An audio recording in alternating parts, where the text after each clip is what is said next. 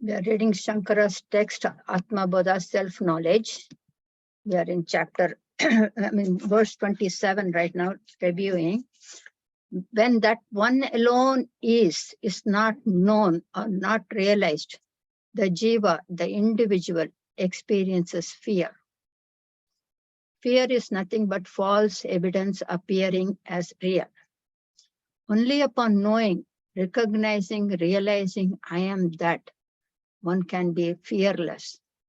We have seen the mudra of all the pictures, in all the pictures.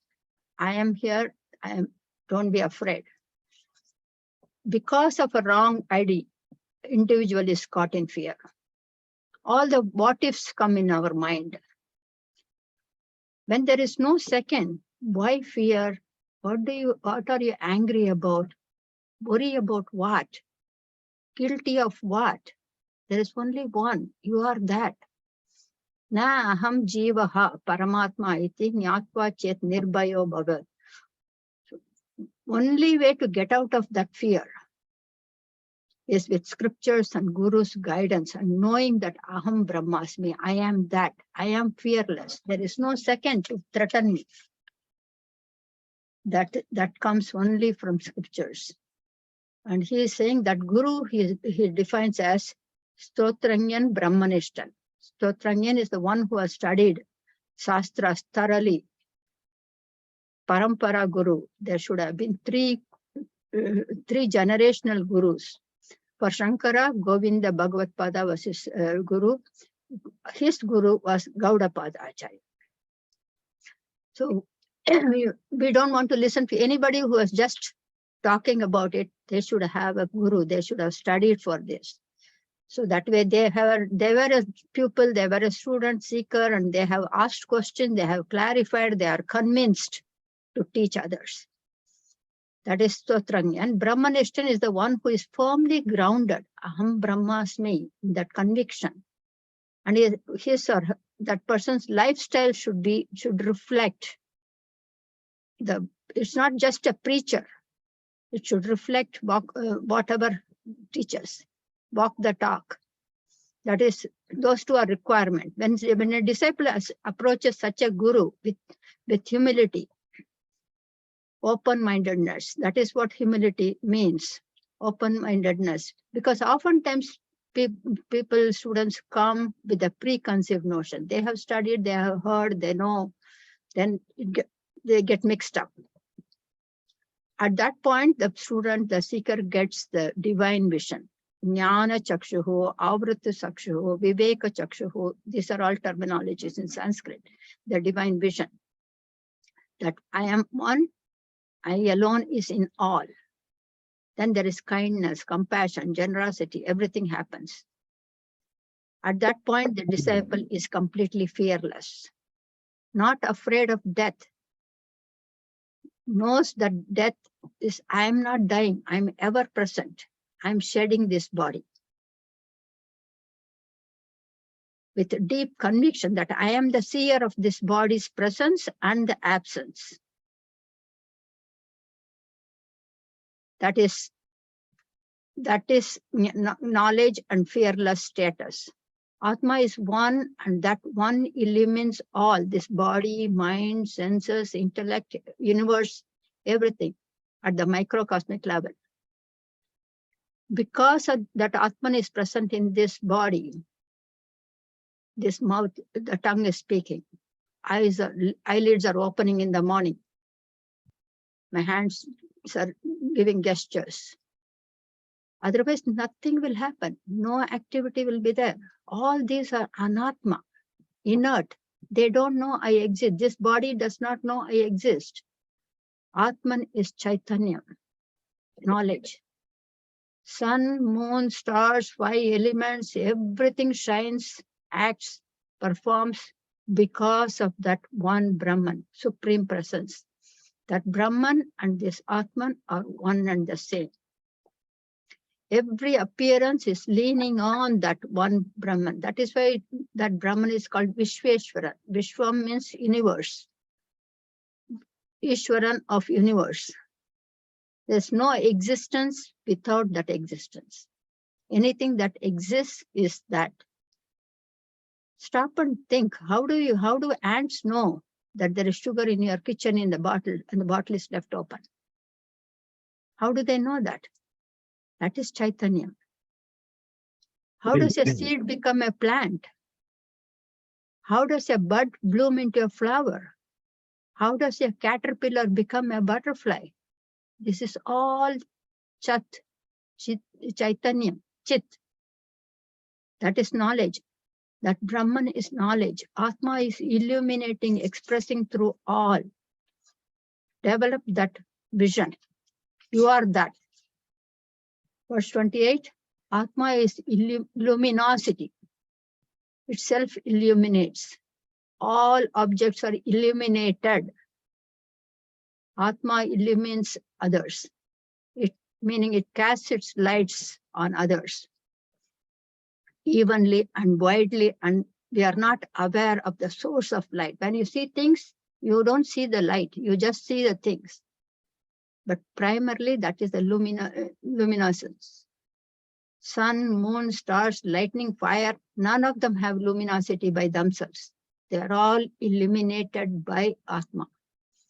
If that Atma is not in this body, I cannot see the light, I cannot see the sun, nothing is visible. It emphasizes that in Kathopanishad, Mundakopanishad also. We don't need any tool to prove I exist. You are in the dark room, pitch dark, and I call your name. You say, yes, I am fine here. How do you know? It's pitch dark, there's absolutely no light. How do you know? You can't see anything else in this room, but you know yourself. That is self-illumination.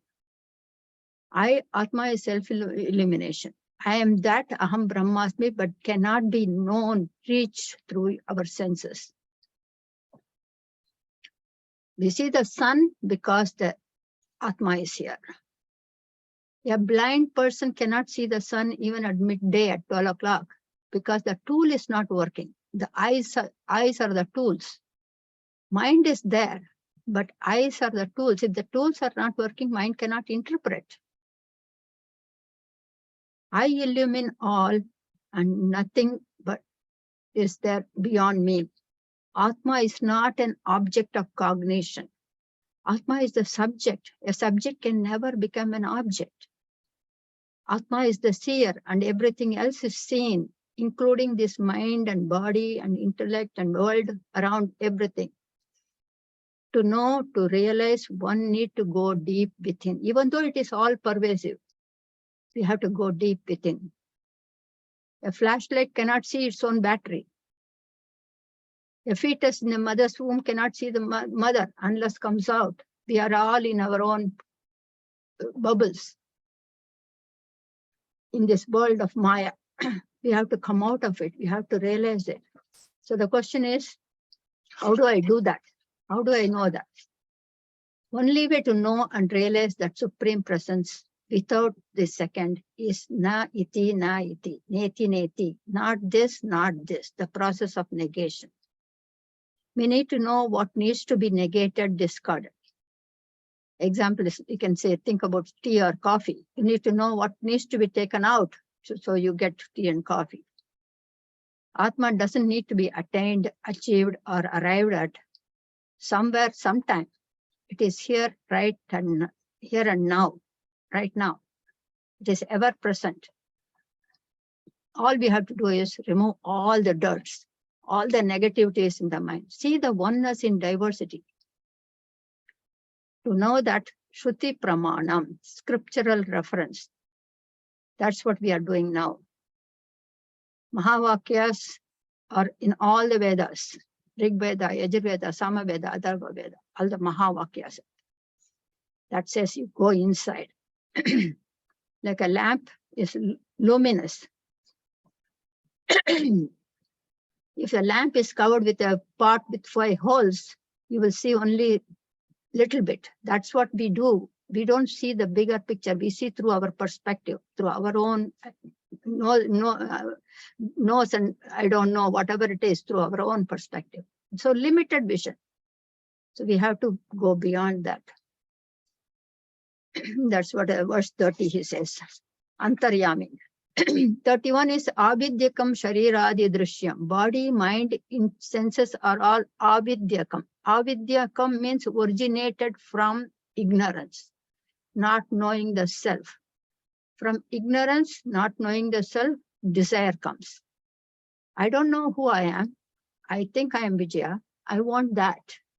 So you aspire for the second one. That's the desire. That desire leads to action. That action has consequences. Consequences leads to another body. It is a vicious cycle. Not just for one individual, globally. The entire universe. All are seen, you are the seer. Deham in Sanskrit meaning body. Body is subject to destruction. Deham is subject to dahanam. Dahanam is burning.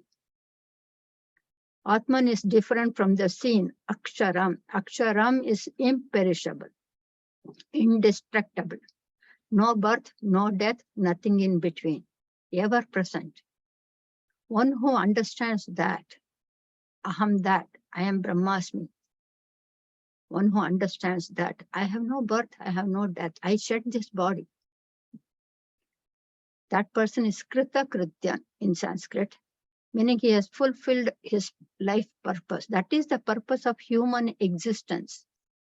Why are we taking this human body? We could be a dog, a cat, a worm, anything, a bird, a plant. Human existence is for that realization, I am that.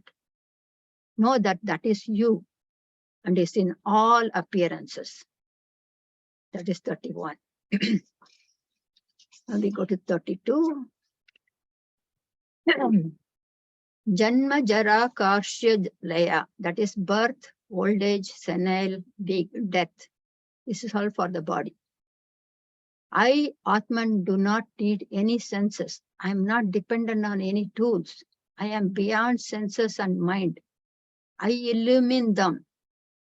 Keep saying, I am not the senses, I am not this body, I am not this mind, I am the illuminator of all this.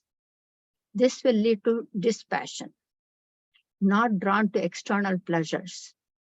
Only through Mahavakya, great statements, contemplate on it. Atma is not the seen, it does not have 6 modifications, only body has 6 modifications, existence, birth, growth, disease, decay, death. It is for everything that we see around us, including this body and mind. So contemplate on that. I am not this body. I am unattached. I am unbound. I am aparoksha jnanam. That is, paroksha jnanam means 5 senses. I hear, I taste, I smell, I touch. All these are personal experiences through senses, but I am beyond the senses.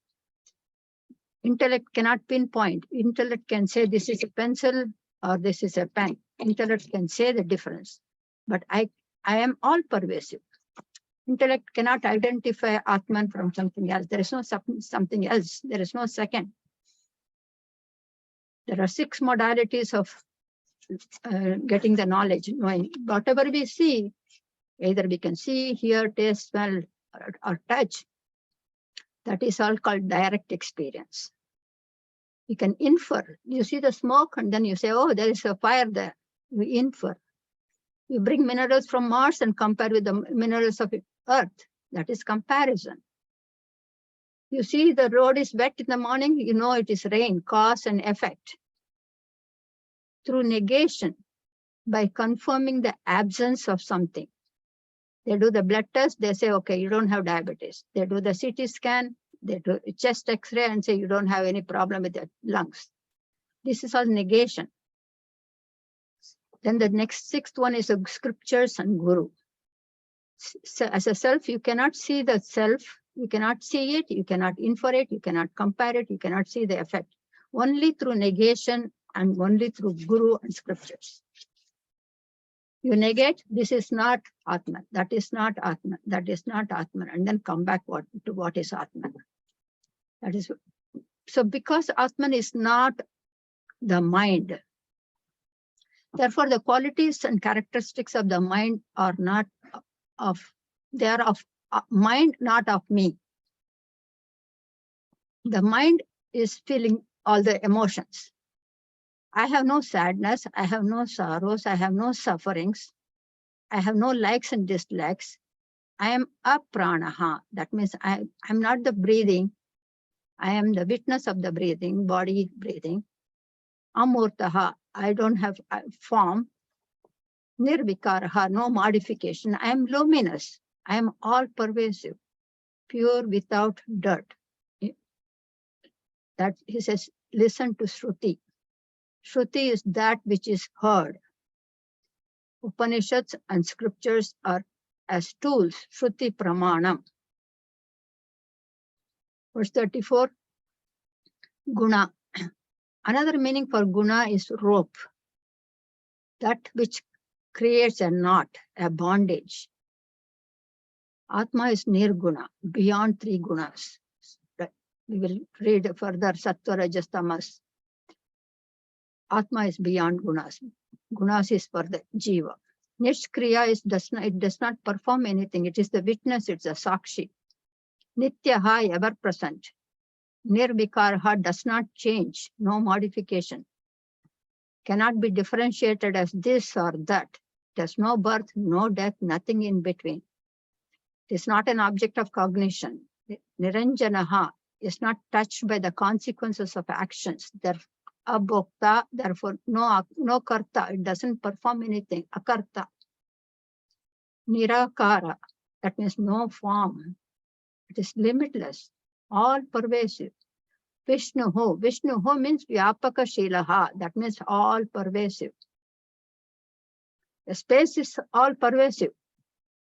There's no form. If you have a form, it's limited. Nirmalaha, pure, without ignorance. It is knowledge, it is chit, it is chaitanya. You are that, tat tvam asi. Know that. 34. 35 is describing, because we cannot say what it is giving some adjectives. Atma descriptions. And as if the Nirguna Brahman, it's talking directly. I am Atma Antargataha. Inside out, all pervasive. Achyudaha, that means not affected by three bodies, waking state, dream state, deep sleep state. I pierce through all three. I am the substratum, basis, foundation of everything. Sada Sarva Samaha, same in all. I am equanimous. Samadrishti we say.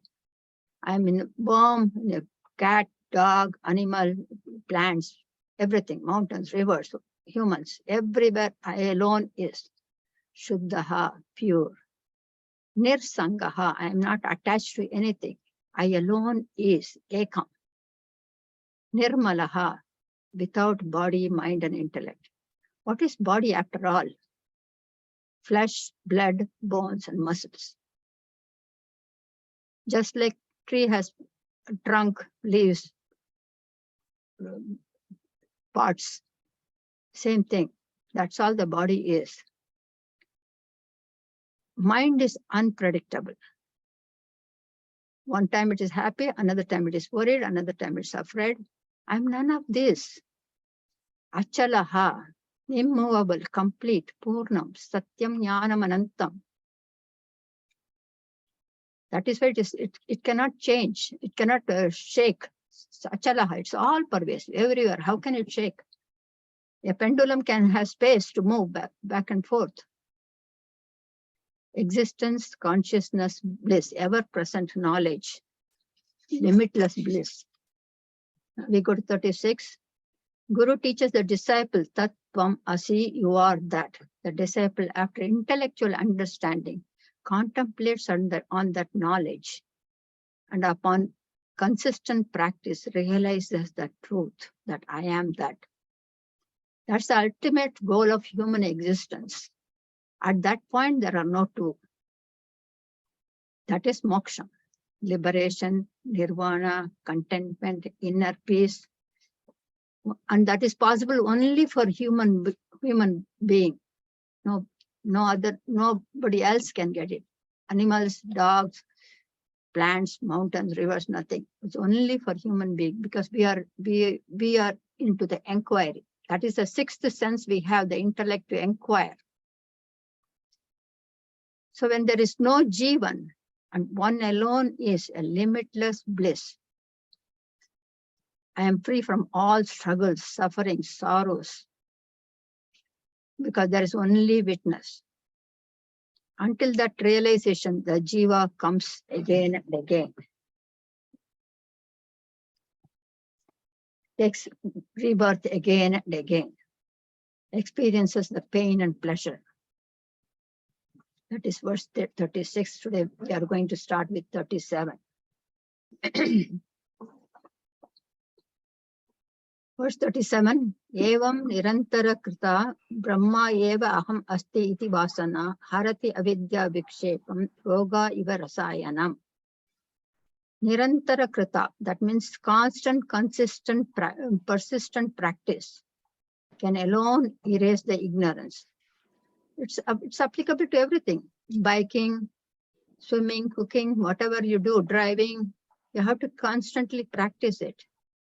Just by listening, reading, we will not get it. That's why they refer the brass, copper containers, copper or silver or brass. They get oxidized, and you have to clean it on a daily basis. We have to clean it on a regular basis. See, when we go out in a transaction reality, we shower, we dress up, we put attractive clothes, and then we have perfume, and then we go, because other people see us. But we never clean our mind. We never take the time to sit and think, how am I thinking? So that is important. All the vasanas, impressions will sprout back. So he's saying, direct your mind to that ultimate goal. Keep the mind in your control. See the world as is. Nirantara krita. Brahma eva aham asmi iti vasana. Meditate on that Brahman now. Do it now in this birth. Do not postpone. If you miss this opportunity, you are not sure whether you are going to get a human birth again. The loss is ours. Grab this opportunity. Why should I meditate constantly on that?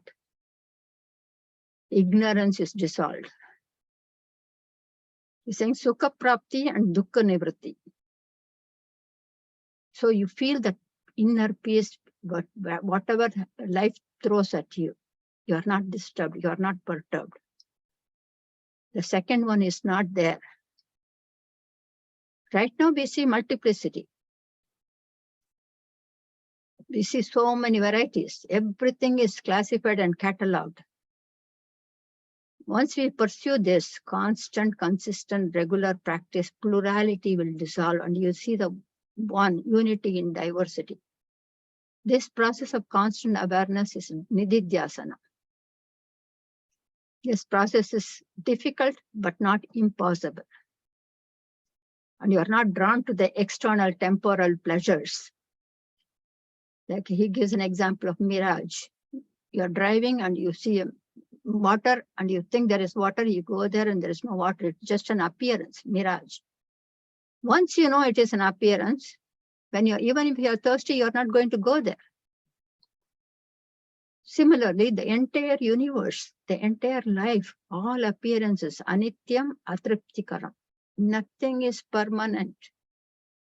So enjoy what you have when you have it, because you may not have it later. Atriptikaram, nothing is going to give you permanent happiness.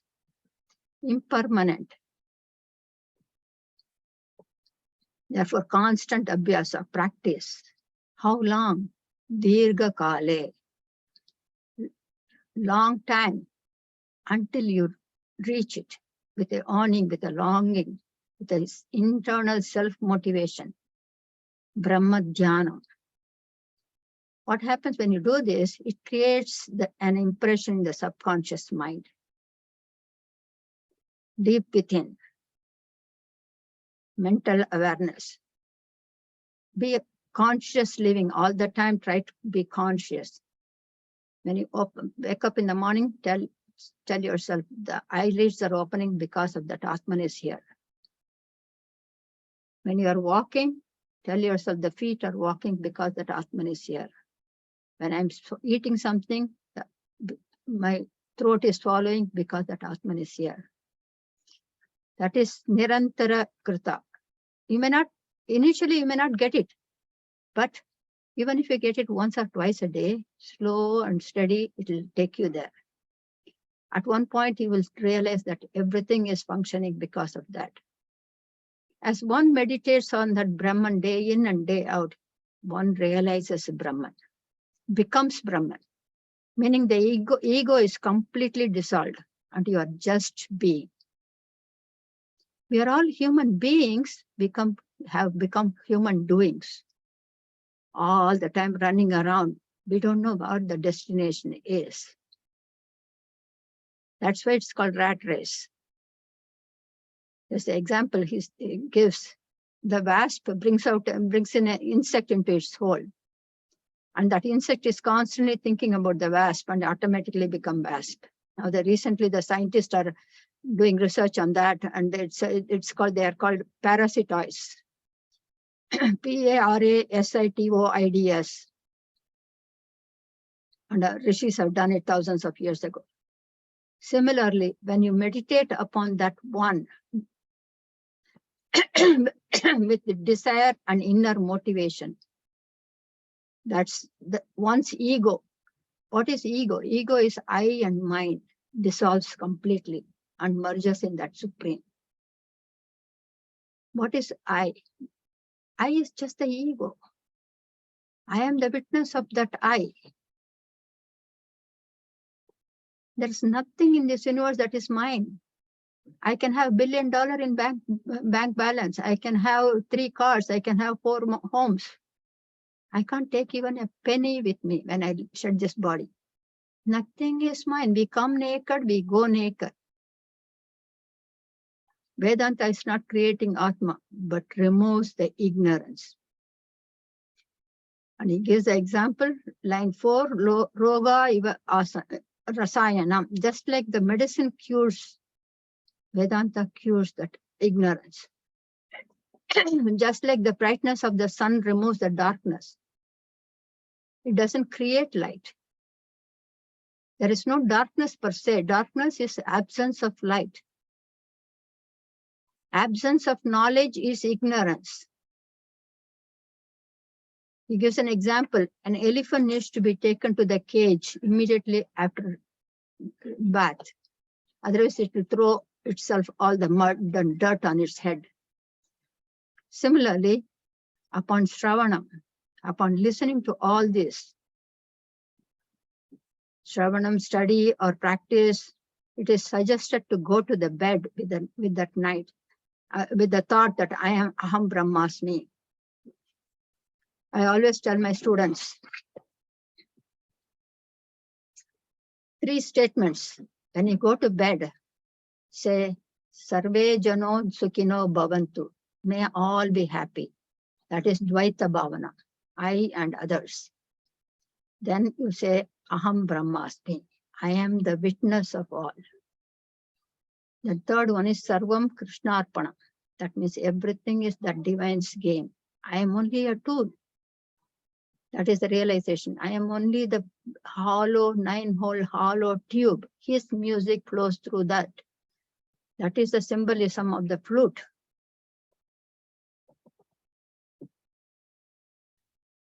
So when you do that at the end of the night, before you close your eyes and sleep, in the morning, that is the same thought will come. Even in the middle of the night when you wake up, you keep saying, Sarve Jano Sukhino Bhavantu, Aham Brahmasmi, Sarvam Krishnarpanam, and you will immediately sleep completely. You will feel that peace in yourself.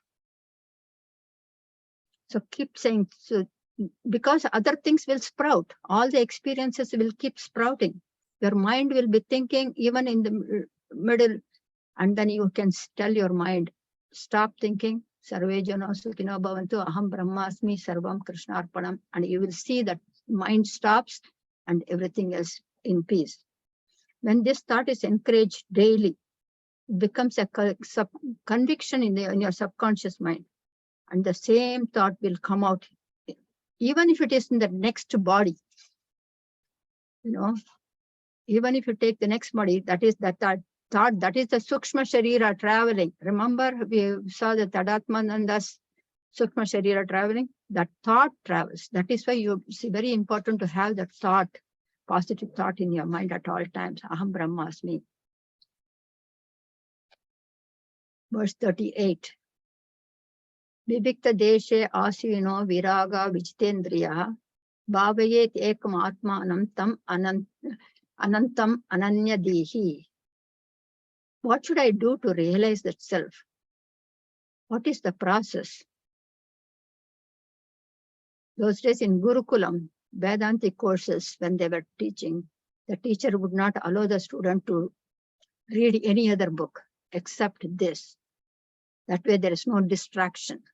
Upon completion of the text, the student is convinced, then you can read anything and compare. At that point, the student is completely convinced. But in today's digital age, generally students come with the preconceived notions. And they expect the teacher to agree with what they have in their preconceived notion. So one needs to have the open mind and with a single pointed focus, listen attentively, and then you compare with your experiences, with your readings, then you decide which one is right. You are drawn to. So for that, here Acharya says, Vivikta deshe asinaha. That means go to a solitary place. Doesn't mean go to the forest, go to Himalayas. Undisturbed area, even in your own room. See, when you're sitting and trying to meditate, think about that Aham Brahmasmi and I am the witness. You start observing your mind and you see the world in your mind. And at that point, a car goes and you hear the horn. That horn won't disturb you. But if there are two people talking, that shabda, that word will give you a meaning and then multiplies based on that. So you are not, now you're moved away from what you are thinking. So assert as you reject. You say, Aham Brahmasmi, keep on thinking. At the same time, reject whatever is outside the mind is thinking. You will get a list of things to do. What to do after this session or after this meditation. What needs to be followed up. All this flow of thoughts will be there. Reject them as you assert. All experiences, pain and pleasure, memories, everything will keep on coming. Position yourself so you are not drawn by senses. But when we meditate, we close our eyes. Why? It says, if your eyes are open and you are trying to recall Aham Brahmasmi meditation, say you just see a spider, little spider in the wall. Then you see a lizard chasing it, or you see a web. Then your mind says, okay, I need to clean this room. There's a web. Oh, I need to get that broom. I forgot to get it last time. Then you remember your store. The thought will go on and on from spider. So if you close, you are covering all the senses. You are not allowing to interact with the world. That's how, and that's why you can conquer the senses and develop dispassion. Aham Brahmasmi, I am that. All beings are looking for happiness and they want to avoid any kind of sorrow. but they are looking in the wrong place. Check out the world, enjoy, accomplish, and at one point you will develop a dispassion because you know everything is temporary. Nothing is denied in any scriptures. You can pursue, achieve, accomplish, reach, attain pinnacle in a dharmic way, and realize that you are that. You are still part of the family, community, doing your duty without a attachment, detached attachment. Bhagavad Gita, Krishna says karma yoga. All you do is, like this answers Poonam's question from last time. You keep on doing your duty, whatever it is, as a child, son or daughter, as a spouse, as a mother, as an employee, as an employer. Do your duty, whatever it is, in a dharmic way. Don't do it because I will get a recognition. My name will be on the board, or I will have rewards and awards and recognitions. Do it because that is the right thing to do. Keep on doing your duty. Karma yoga. Everything is happening through this body, and I am not the doer. When that is arpana buddhi, you are thinking about that awareness, that inner presence at all times. I'm able to do this. I'm accomplishing this. I'm doing all the glories, or all of that. Under these conditions, your mind is calm, quiet, because you are not agitated. If you expect something, you get disappointed, you're upset. Under these conditions, your mind is calm, quiet, and you focus on the self, the inner presence, one without a second. When there are so many around you, how is it possible to focus on that one? Verse number 39. Atmani eva akilam drishyam pravilabhya diya shuddhihi bhavayet ekam atmanam nirmala akashavat sada. Try to dissolve all appearances into that one. Om. Om is A-U-M. That is waking state, dream state, deep sleep state. The symbol, that is a symbol of that one presence. That is the Turiya, which is going through all these three. Dissolve all appearances into that one, in one universe, and that one universe into that one Om, which is a representation of Atma. All forms and names are appearances. Focus on that one without a second. Like there are many jewelries. You can have bangles, rings, earrings, chain, crown, everything. But what is only gold. You can have multiple tools. What is only iron. You can have multiple parts. What is only clay. You go to ocean, you see multiple waves, different height, weight, pressure, force. But what is only water. Same thing. Every being in this universe has a significant duty to do, functionality. But what is one Atman in all beings. We see the differences, world of difference, because of our past karma, past impressions. All appearances are due to ignorance, not knowing the truth that one alone is. Stay focused on that one. Be like a toddler. Ramakrishna Paramahamsa was called those days as a fool, because he didn't care about anything. He was always in Atma. Like think about a toddler, 3-4 years old. The big wedding is going on, that toddler will have a popsicle and walking back and forth and enjoying being at peace. Whether it is a wedding or a funeral, that child is not affected by anything that is happening. He's just peace. That's why they say be like a child. So do not allow anything that is affecting, don't allow anything to affect you. Be a part of it, yet apart from it. You are part of the world, yet be apart from it. The example, very popular example is lotus leaf. Lotus leaf is in the water. It is always floating. It does not sink, and it does not get wet also. Be a floater in this universe.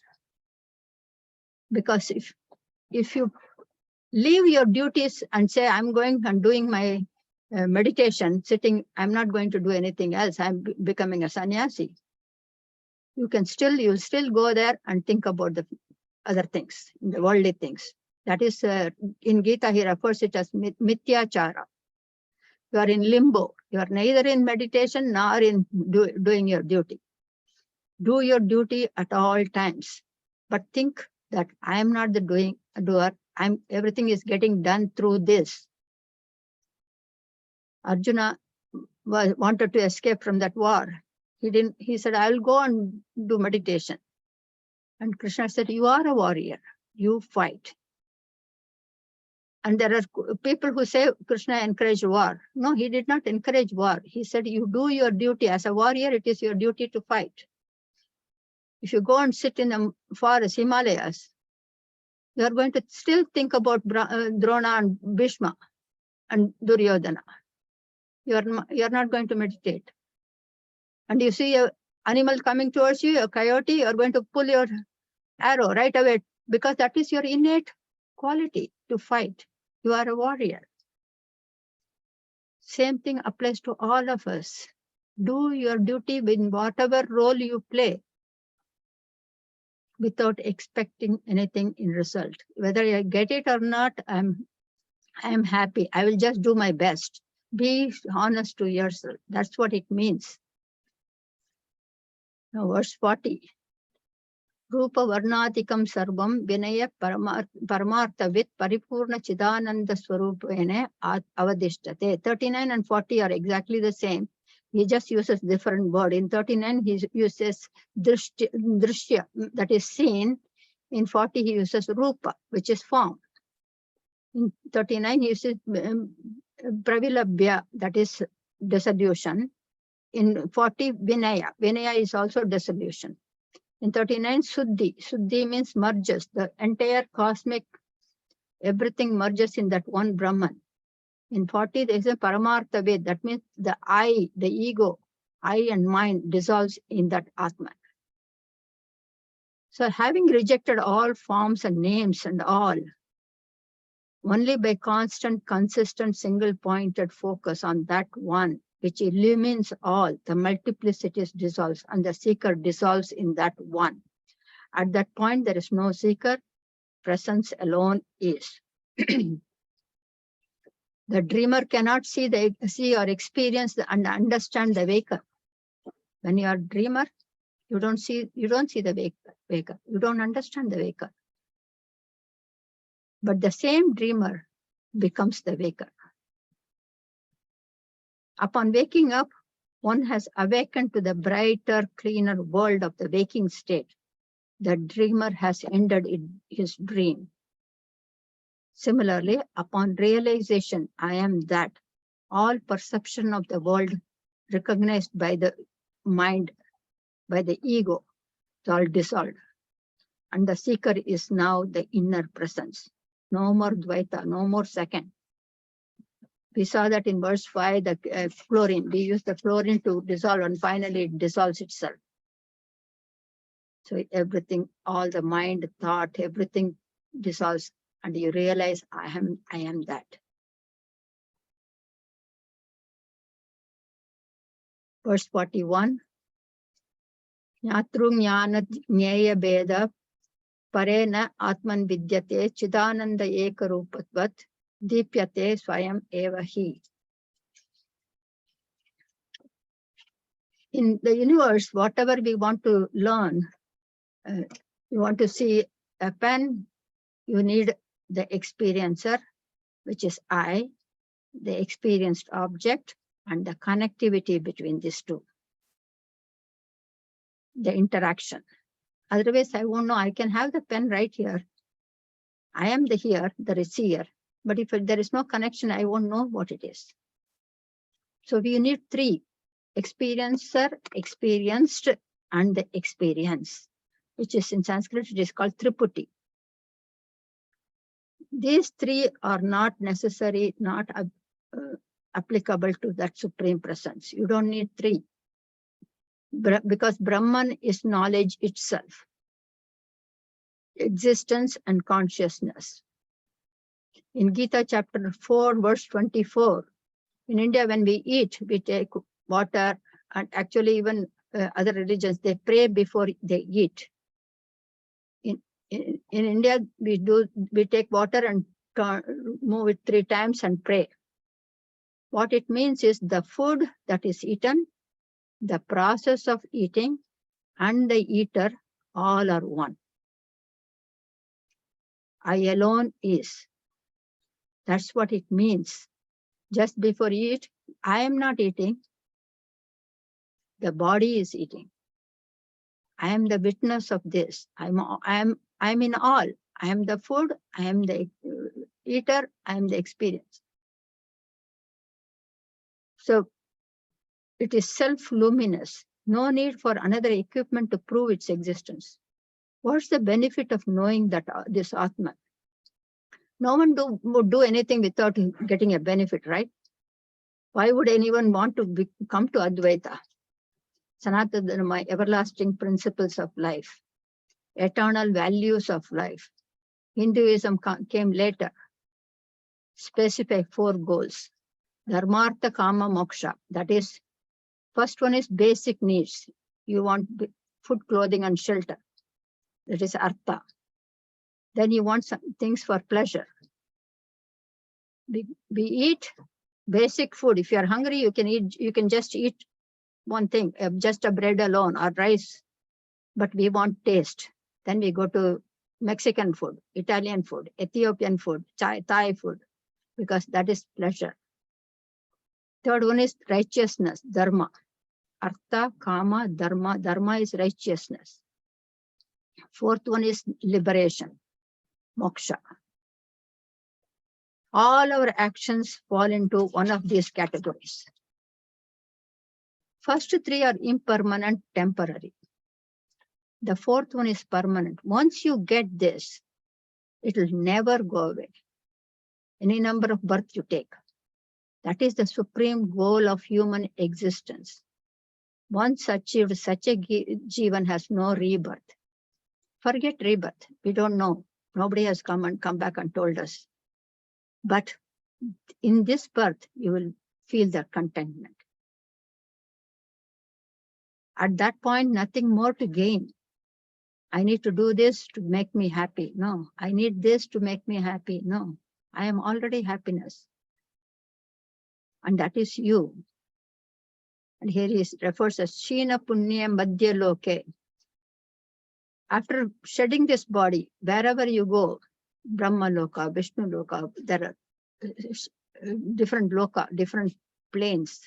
You can, at least the scriptures have defined there are 14 lokas. I'll show you in the PowerPoint. But this is the karma bhumi. Finally, wherever you go there X number of years, enjoy the pleasure consequences of your actions, enjoy everything. Then you have to come back here to realize the self. It's like going on a vacation somewhere. I'll go there, I'll go to Italy, I'll go to Vienna, I'll go here and there, and then you have to come back. Once your punya is over, once your credit card is limit, or your cash is done, you have to come back. So also, this is the place where you can realize only here. Vedanta does not create Atma. It only eliminates, destroys the ignorance. This Brahma is the substratum of all existence. All that we see, hear, taste, smell, touch, they're all Brahman. Without a rope, there is no snake. Brahman alone is. Brahman appears like snake. You can see the rope appears. To you, it may appear like a snake. To another person, it may appear like a crack on the floor. Another person, it may appear like a flower garland. But rope alone is. Rope is the substratum. Without that, nothing appears. So also without Brahman, nothing can appear. Now, how can that ignorance be erased? Verse 42. Evam atmanam dhyanamatane satatam krita udita avagati jwala sarva ajnana intanam tahet. Just like those days, thousands of years ago, there were no matchsticks. They used to use two wood and then scrub it. They rub each one on the other, so you get the flame.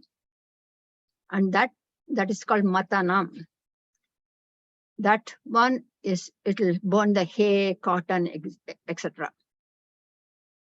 Now, these are referred as arani kattai in Sanskrit. First, we need to rub the wooden sticks. Then the fire emerges. That fire burns something. Similarly, the first stick is our mind. And the stick on the top of it is either mantra, omkara mantra, or name or form that your mind aspires for. Those two should be completely rubbed. That means constant abhyasa. Just like the fire appears upon rubbing two sticks, these two needs to be constantly rubbed. That is dhyana, upasana. In Dhyana Yoga, in Bhagavad Gita, he talks about upasana. Upasana is meditation before this self-knowledge. Just upasana alone will not give you self-knowledge. That is a practice of mind before you get this knowledge.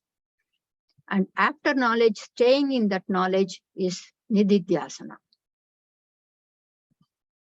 So when the fire of knowledge glows like fire, it burns down the ignorance completely in its entirety.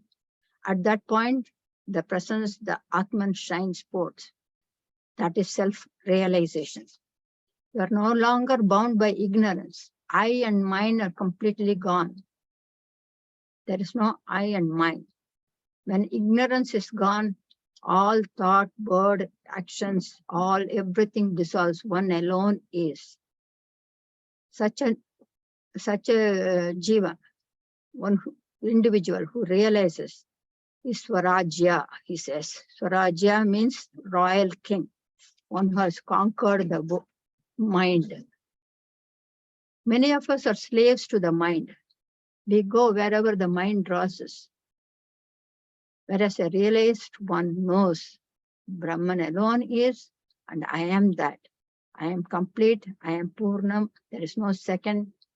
I am not disturbed, perturbed, agitated, anxious, worried, afraid, because I alone is. That's the thought. Now I'll show you a slide so you can see that.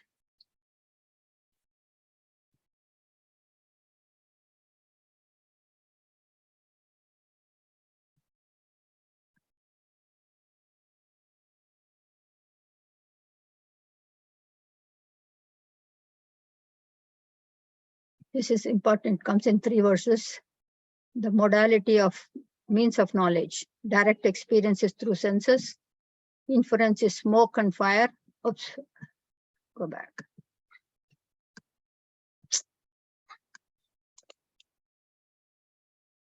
Smoke and fire, comparison. We bring minerals from Mars and compares with that of Earth, comparison. Cause and effect, rain and flood, through negation by confirming the absence of something. Guru's words and scriptures. But Atman, you cannot see it, you cannot infer it, you cannot compare it, you cannot see the effect, only through negation and Guru's words. So that is why the Shraddha is very important in scriptures and Guru. Here we call Guru Shankara. This is, what is meditation?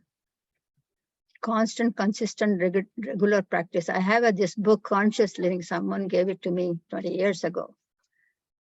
It's available. You can look into it. What is conscious living? Be aware of that self at all times. And Hinduism is often, Sanatana Dharma is often a symbolism. Everything is symbol. So you can understand by symbols. So I just thought I'll share that with you. If you want to get it, you can get it.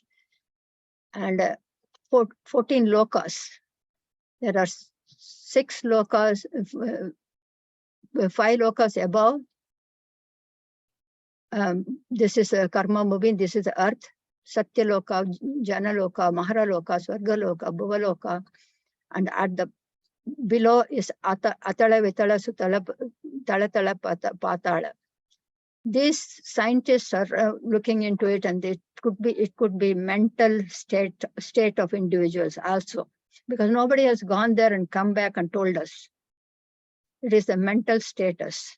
So we can Google and find out. But if you have, when you have full Shraddha, unconditional trust in the scriptures, you will just know this. But of course, today's scientific world, we can always go and find out what is happening. That is the one. This one is verse 42. The chariot is actually our body. Take this entire chariot as our body. The horses are the senses that are going out. The mind is the rein that pulls the horses. The senses will go, I want to do this, I want to do that, I like this, I like this. The mind pulls it down. That the mind controls the senses. The mind interprets the senses. If the reins are loose, the horse will go wherever. And both the mind and the horse senses, horses and reins, are in intellect's hand. This is Krishna here, is the intellect, the inner guiding force that makes decisions. No, that is the wrong path. You can't go there, turn it. That is the intellect. And the one that is sitting at the back is the Atman, is the witness, traveling in this body, not doing anything. So that is the symbolism of this chariot. So I thought I will share this with you. In some houses in India, they don't keep this picture. They say, if I have this picture, there will be a war within the family. There will be a disagreement between the cousins. That's not the point. That's where Gita also came. So that is one thing that I wanted to share. So with that, we will end. And we will stop here, but I wanted to mention that I'm sending pictorial representations. Are those helpful to you? Because I don't get any comments. Just wanted to make sure you can unmute and share the thoughts. Yeah, I print them out and look at them. Yeah. Very good, very good. Just wanted to make sure that it is helpful. Thank you. Because when you teach something, it's not just auditory and visual, both are important. If you are meeting in person, kinesthetic also, but these two are important. So that way you get the full picture. That was my thought. Then now we have completed nearly 60% with verse 40. We probably may have another 2 or 3 classes, maximum 4, if we have questions and things like that. So we should be done in at least 3 to 4 Sundays. Please give me your feedback. That will help me to know how you feel by listening to this. You can write it in the group, or you can write it one-on-one directly to me. Either way, doesn't matter. But just give me a feedback that will tell me, how I am showing this path. Is it helpful to you? That is another thing I wanted to do. After that, I'm thinking of starting Bhagavad Gita, because I finished one time Bhagavad Gita. I started in 2021 January. I completed in 22 December. And I had only one class, one chapter every month, because I wanted members to reflect on what they heard. There's no point in stuffing. There's no point in stuffing more and more. I want you to reflect on it. So give some time. So now the same group wants to repeat again, and they want twice a month, because they have got it. They have listened to it for 2 years. Now they want it again, redo it. So I said, let me share with this group also. So if you want once a month, I think once a month to start is better. 1.5 hours once a month. So that way we can go slowly and steadily grasp, ask questions, clarify everything. So that is another thing that I wanted to know. If you are interested, give me a feedback on one about this Atma Bodha and my way of presenting it to you. Second one is whether you are interested in Gita. So we can look into it, we can plan ahead. What is the second one you said? Bhagavad Gita, whether you are interested in Bhagavad Gita class. So those students who have already done Bhagavad Gita, they're thinking about Bhagavad Gita again, but I'm also studying Brahma Sutra, which is much deeper, so that I want to do Brahma Sutra also for them. So step by step, we will move forward. The more you listen, the more you do it, even if it takes longer, the benefit is always there.